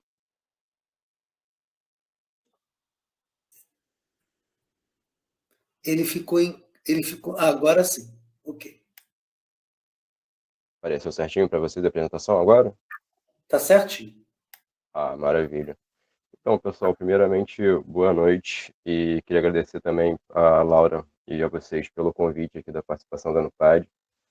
E queria falar um pouquinho sobre a minha monografia, que é basicamente, como o Boris disse, tem um título bem grande, mas não é tão complexo assim quanto o título aparenta. E eu acho importante também falar que eu estudei na UFRJ do período de 2017.1 até o 2023.2. Basicamente, estou há um ano aí faz faculdade, um ano de formado, tudo bem? E, pessoal, falando primeiramente sobre ali o meu objetivo, né? A monografia tem principalmente como objetivo identificar se existe, né, influência das variáveis sociodemográficas no endividamento por cartão de crédito da população brasileira. E a principal justificativa para fazer essa monografia foi que, sim, eu já sabia que era um tema bem relevante, né, pelas pessoas ao meu redor que já estiveram endividadas por cartão de crédito, e principalmente também porque, da época da pandemia, na verdade, um pouco depois da pandemia, quando eu prestava alguns serviços de planejamento financeiro pessoal para alguns amigos e conhecidos, eu via muita gente com problema com cartão de crédito. E como na época eu tinha interesse muito grande em área financeira, eu pensei, poxa, minha monografia está próximo de fazer minha monografia, é um problema abrangente, é um problema que afeta muitas pessoas, por que não falar sobre isso? E foi assim que eu decidi topar esse desafio, sendo orientado aí pela professora Laura. E falando um pouquinho sobre a metodologia, pessoal, ela, obviamente, a pesquisa classifica-se, né, como uma pesquisa quantitativa, descritiva e explicativa, tá? Primeiro ali quantitativa, porque é uma pesquisa que busca coletar algumas informações ali sobre uma determinada amostra, né, um grupo-alvo específico, e também ela justamente coleta esses dados através de métodos formais e transforma esses dados em números para fazer análises posteriores. E descritiva, no caso, ela é porque é um fenômeno, né, uma situação que está ocorrendo no momento, e justamente por conta disso ela busca descrever ali aquele fenômeno.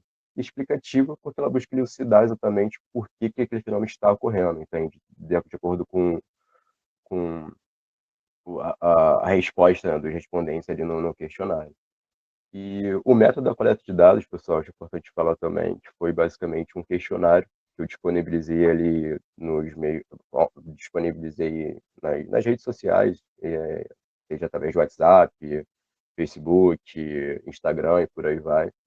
E ele foi feito basicamente através do Google Forms, tá? Que foi uma maneira que eu encontrei bem mais, como é que eu posso dizer, ágil de se fazer o questionário, e também que facilitasse ali o preenchimento ali dos respondentes.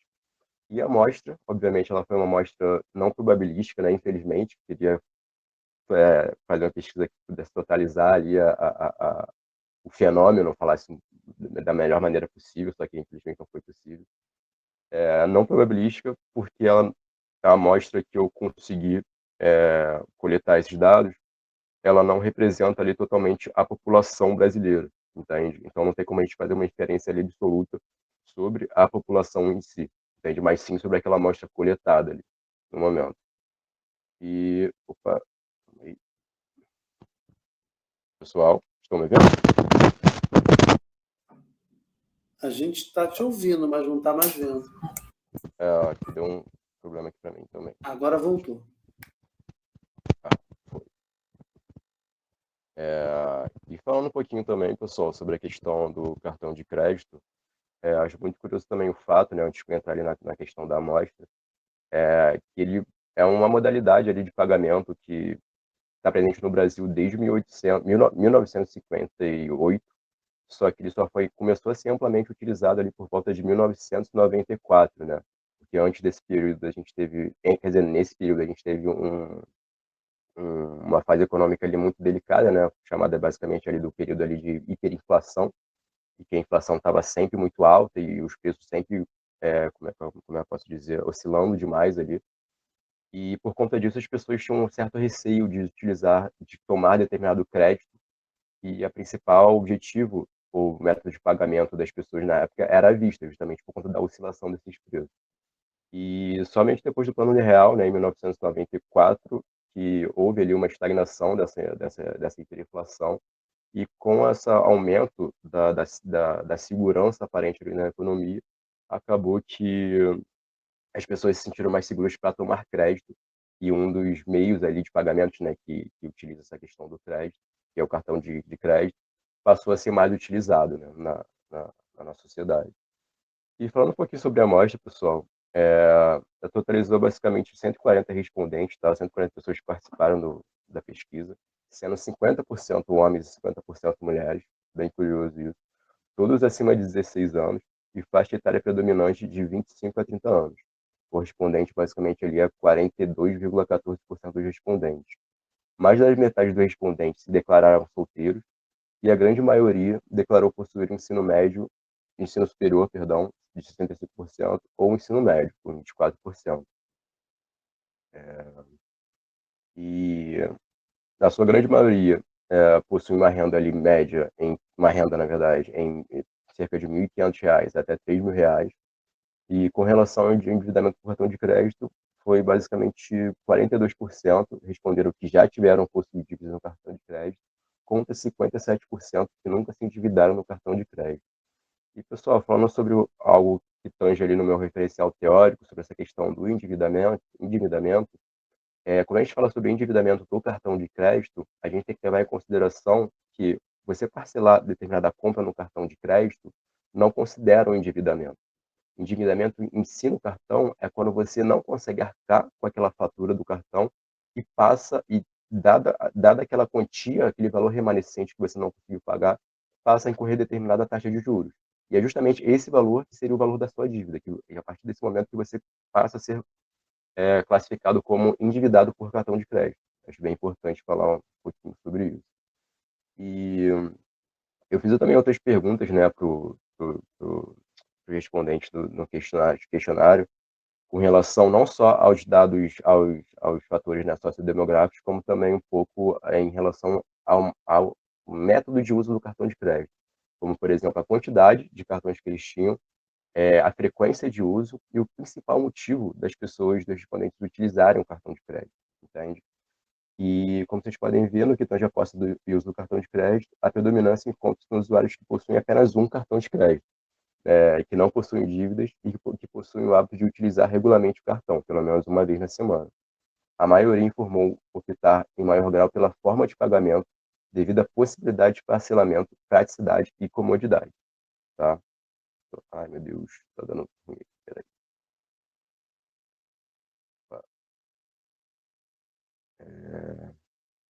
Aqui.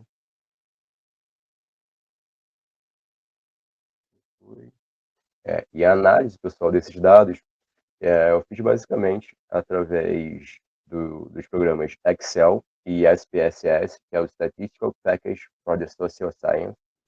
E ambos esses programas foram selecionados por mim, basicamente por serem programas gratuitos e que atendiam ali, conseguiam fazer as análises estatísticas que eu objetivava fazer com essa pesquisa, entende? E, ai meu Deus, deixa eu botar de outra forma que eu acho que é mais fácil. Vocês conseguem ver bem assim dessa forma, pessoal? Tá bom, tá ótimo. Tá ótimo, beleza, bastante.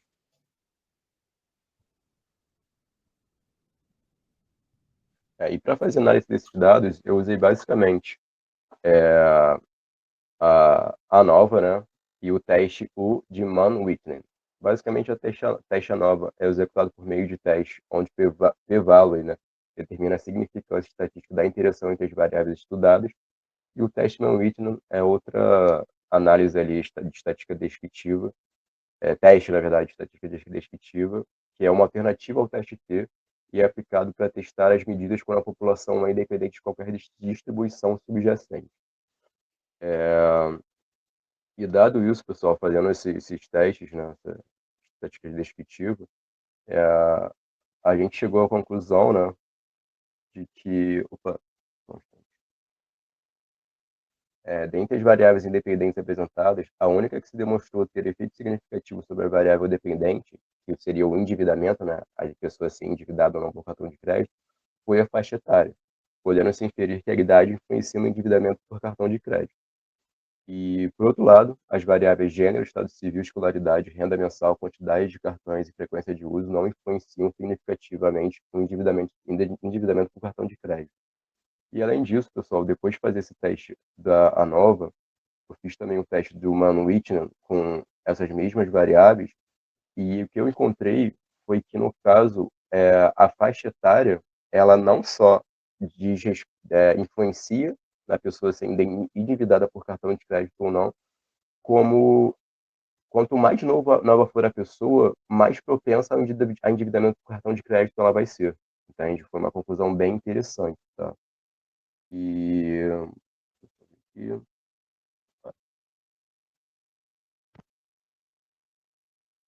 E a respeito da quantidade de cartões e frequências de uso, 43% dos entrevistados afirmaram possuir apenas um cartão de crédito e 42% usam seus cartões semestralmente. Eu acho que eu já falei sobre isso.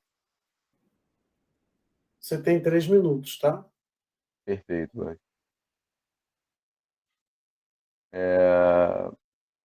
Aqui, perfeito, desculpa.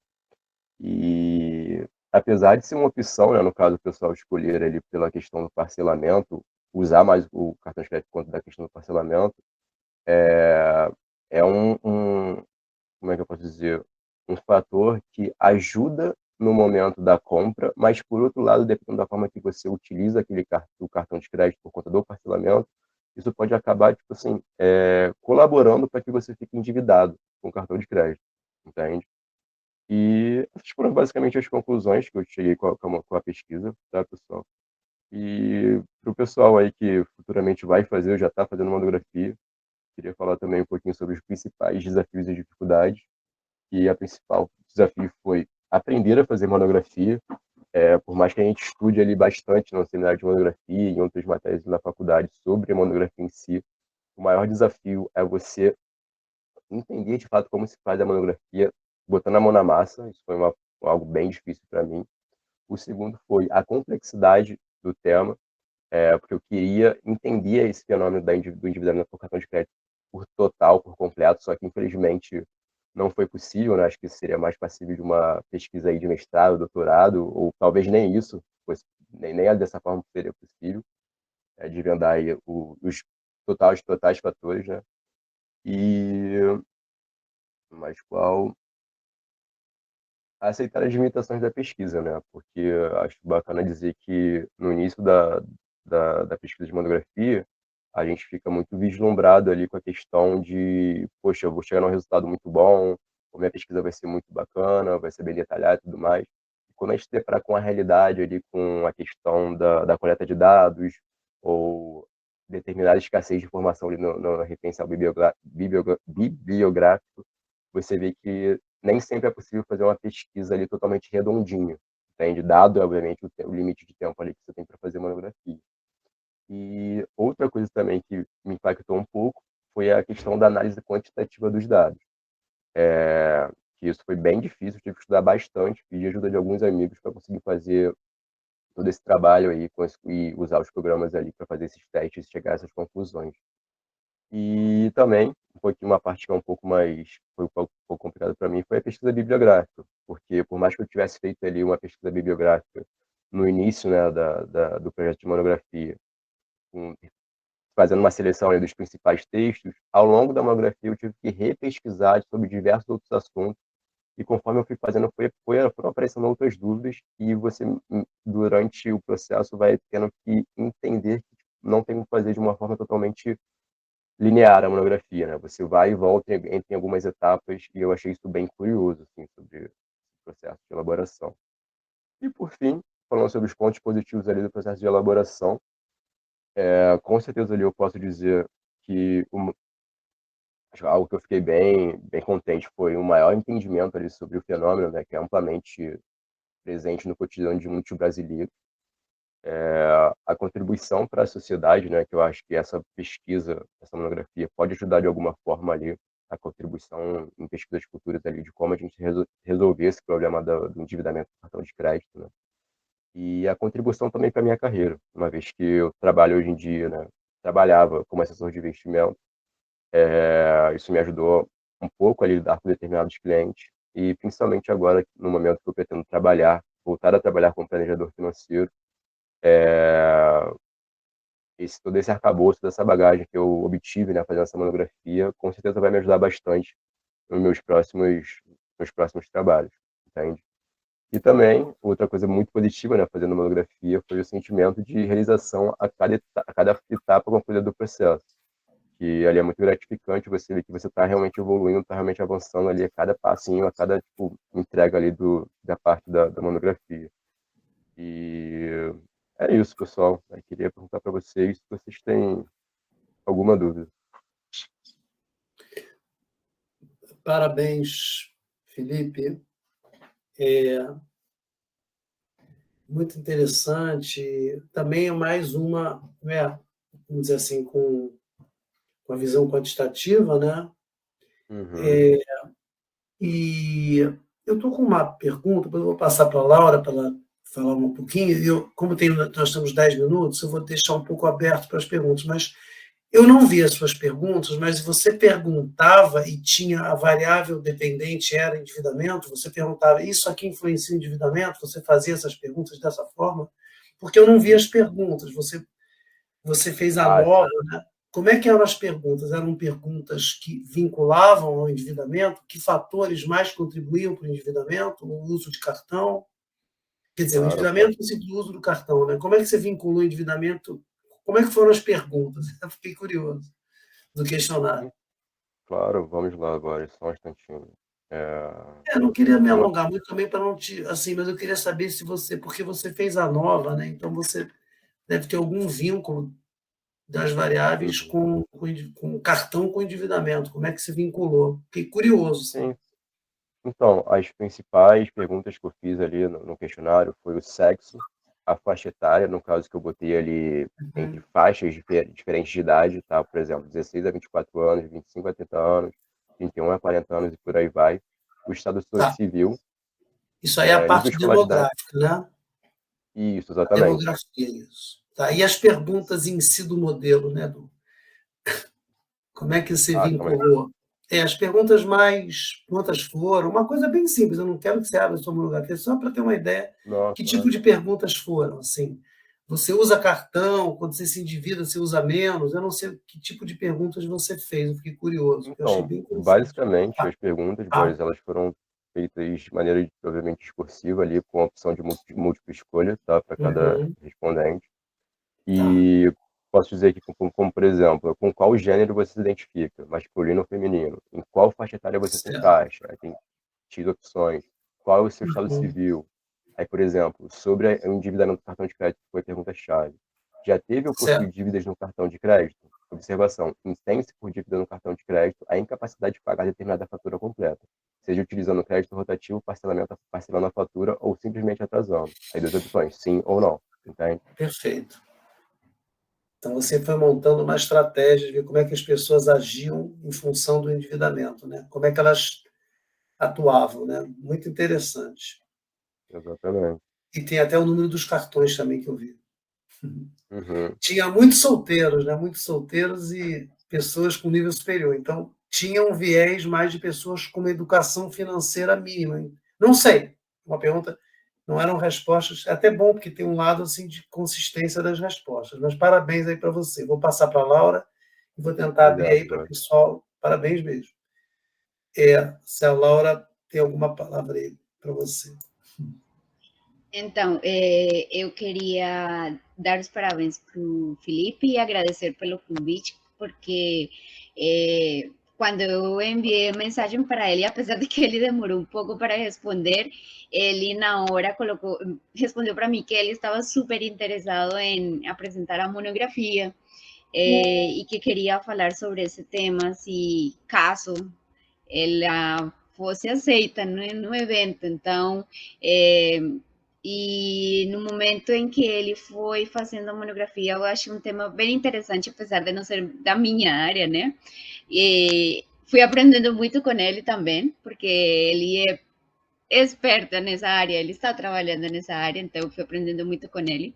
E achei que é um tema super pertinente, porque acredito que poucas pessoas não têm cartão de crédito, mínimo mesmo com R$100, mas é uma coisa que é muito comum hoje em dia, que você consegue pagar uma água com cartão de crédito, tipo, é muito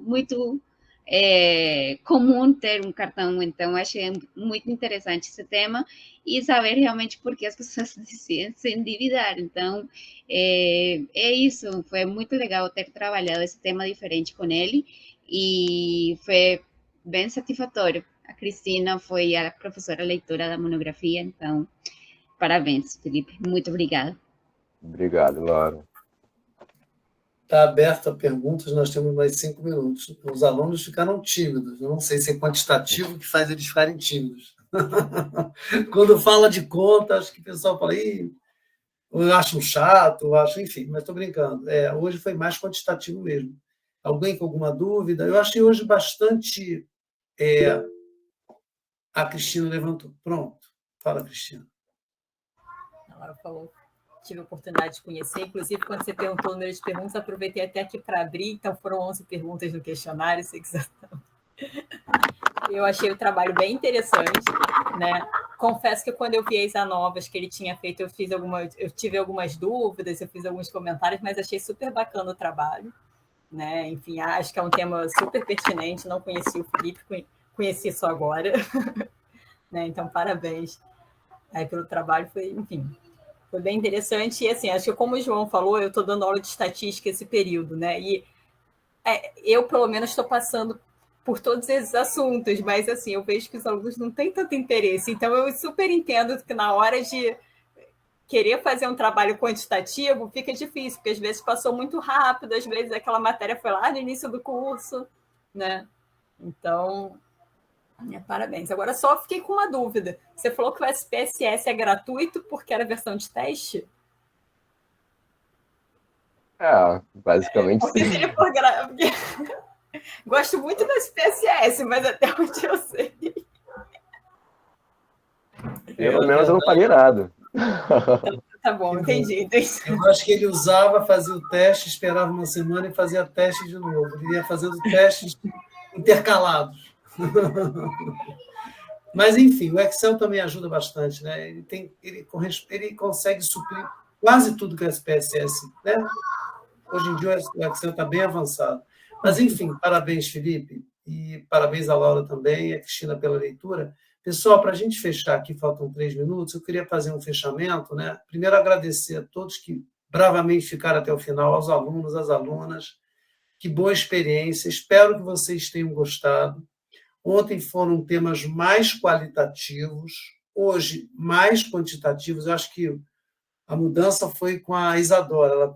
Aí depois dela começou os quantitativos a brotarem aqui, né? Com aquele misto lá do Matheus, quantitativo e qualitativo, mas eu acho que foi bem abrangente. Acho que a questão metodológica é um ponto importantíssimo numa monografia, para poder, vamos dizer assim, confirmar um trabalho acadêmico. Você não vira um trabalho que não é um trabalho de consultoria, um trabalho, né, que não tem esse rigor acadêmico. Então, acho importante vocês, ao buscarem a sua metodologia, como disse a professora Marisol, a professora Laura, a professora Cristina, né? Está aqui a professora Camila também. Nós todos, a gente acha importante que o aluno procure um assunto que interesse a ela, né? Ao aluno e à aluna. E segundo, se dedicar. Eu sei que é difícil, está trabalhando, está estagiando, eu sei que é complexo. No final, a gente está querendo se formar, então tem aquela ansiedade também. Então, acho que é importante vir com fazer um trabalho que interessa, né? Que seja um tema interessante para a pessoa, para o aluno, para a aluna. Que o orientador, na verdade, ele orienta, mas o aluno é que vai trabalhar de fato, né? Isso é verdade. A questão metodológica, né? E os resultados são o grande capítulo que é a contribuição do aluno, que é quando ele tem que mostrar o que ele entendeu daqueles dados que ele coletou, dos dados que ele tratou, enfim, é muito importante, e as conclusões que fecham, né? Então, assim, agradeço a todos, espero que nós possamos repetir no ano que vem, né? Ou antes, quem sabe, esse evento em 2024. E um abraço a todos. Essa gravação vai ficar, o André Fonseca, o André Luiz está gravando, então vai estar disponibilizado tanto as 4 apresentações de ontem quanto as de hoje. 8h30. Abraço a todos, a todas. Um feliz final de